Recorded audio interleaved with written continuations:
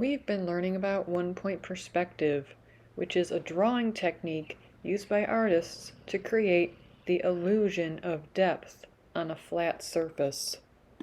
It is the most basic form of perspective in which parallel lines appear to join in the distance at a vanishing point on the horizon line.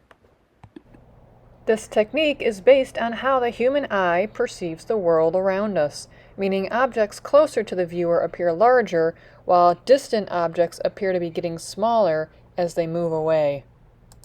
Changing the size of objects along with overlapping creates the illusion of an art element called space. Using our knowledge of one-point perspective, vanishing points, horizon lines, and converging lines, we will create a painting inspired by this Vincent van Gogh fall time artwork. First, you will get your paper. Make sure it is turned vertically, which is tall, up and down. Write your name and your class code and flip it over. Find the middle, draw the horizon line, and then find the middle and make your point.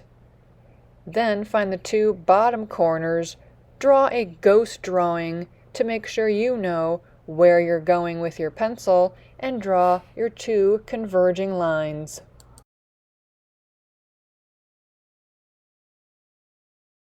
If you're my number one, go get messy mats for everybody at your table and turn the messy mat tall so your paper fits on top of it.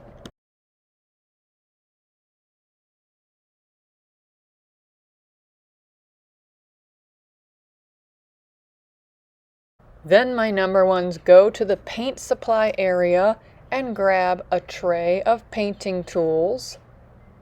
Put it in the middle of the table. Go back and use two hands to hold the water bucket. Also put that in the middle of the table so everybody can reach it. You can remove your table bin. Put it touching the table leg on the floor. Then go back and grab paint. Put it in the middle of the table. The first painting tool you will use is a sponge brush. You will create some fall foliage, which is fall trees. Start with the lightest color, yellow. Put a little bit on the end, and remember at the top, the tree also converges down to that vanishing point. So when you dab on your paint, make sure to leave a V where the sky is, so it looks like you have tall trees close to you and small trees as they go farther away. Do not put your sponge brush in water. Clean it off with a dry paper towel.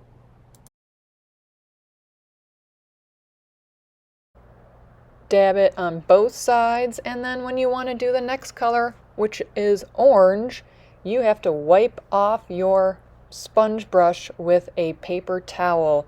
You will only use one paper towel to wipe off all the colors on your sponge. Then go to the darkest color, which is red, for your fall trees.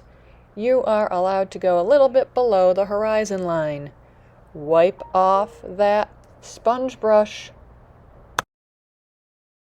Then pick up a paintbrush, starting at the vanishing point on the horizon line. Paint using diagonal strokes all the way to the bottom of the page. From the vanishing point to the bottom of the page, that will be the dirt road leading up to the cottage, which we will put on next week.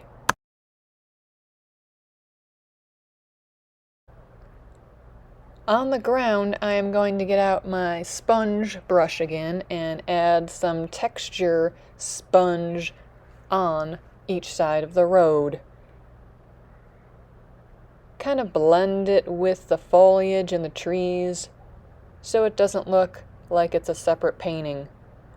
wipe off your sponge brush, pick up your regular paintbrush, and add some fallen leaves to the side of the road. You can even add some accents of color on your dirt road. If you think you're done, raise your hand, let me look at it, and if you are finished, pick up your messy mat and transfer your painting to the drying rack. You have to carry it on your messy mat like a lunch tray.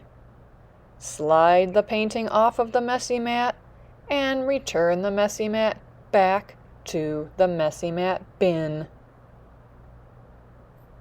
You are not going to the sink to wash your hands. You will return to your table. Great job! You just completed a painting inspired by Vincent van Gogh using one-point perspective. Next week, we will add a paper cutout of a cottage on the road leading all the way down to the horizon line. Thanks for listening.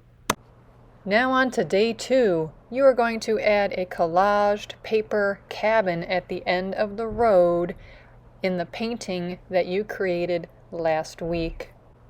So what you'll need is a tray of paper, a cup of glue, and a couple marker pens. Now I like to find a square or rectangle from the tray and then try to find another square or rectangle. And you know how to cut a triangle. You cut it diagonally across the square. And there you go, you have your roof. If you can't find a square, just use a rectangle and just cut a triangle.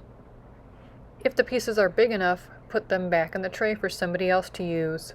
Twist off the top of the glue. Find a glue stick. Get the extra off on the lip, and all you need is a couple dots on the back of each piece.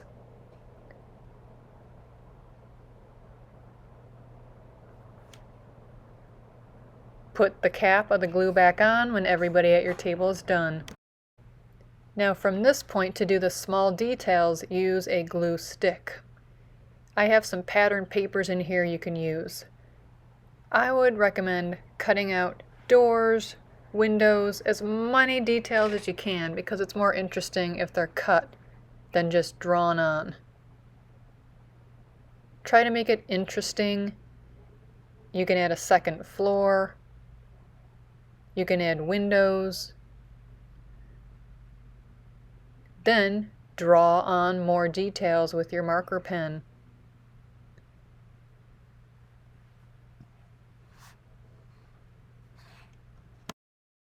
Now the one I just did, I just started, so that's like a basic model.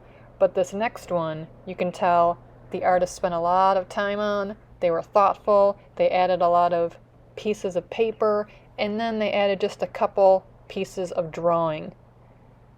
This one went above and beyond. This is super unique, and they added doors, windows, and cut paper, and they even had time to add a side shed. When it's cleanup time, do not put small trash scraps back in the tray like this. Only have pieces that we can reuse again in the tray, like this. If you have tiny pieces, please throw them in the trash. The last step of this project is to add the details, like the tree trunks in brown oil pastel, or maybe some birds flying in the sky in a black marker pen or a black colored pencil. You can add some bumps and texture on the dirt road leading up to the cabin, and you can also add some definition on those converging diagonal lines that lead up to the one point on the horizon line. Just be sure that when you draw your tree trunks that they follow that diagonal converging line, that vanishing point, and that the ones in the front are longer and larger, and as they go back towards that one point, they are smaller. Also, add branches to make them look like tree trunks. Thanks for watching, and happy creating!